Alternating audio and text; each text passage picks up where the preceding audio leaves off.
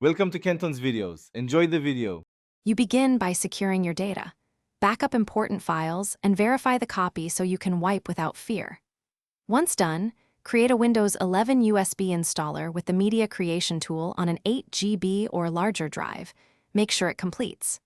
Next, restart and enter BIOS or UEFI to enable USB boot and set SATA to ASI if the drive supports it. These steps get you ready to boot the installer and perform a clean SSD wipe efficiently.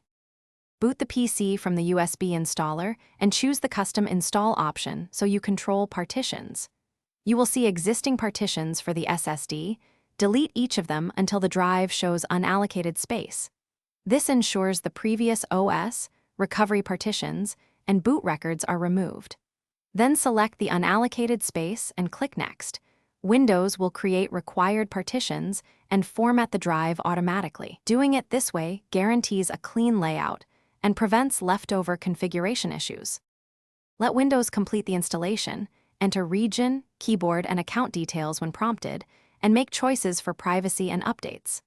Once on the desktop, install chipset, storage controller, and GPU drivers from the PC or motherboard manufacturer to ensure performance and stability.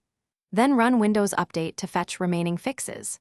If you face issues, troubleshoot by checking BIOS settings for NVMe/secure boot, reconnecting the SSD, or using the installer's command.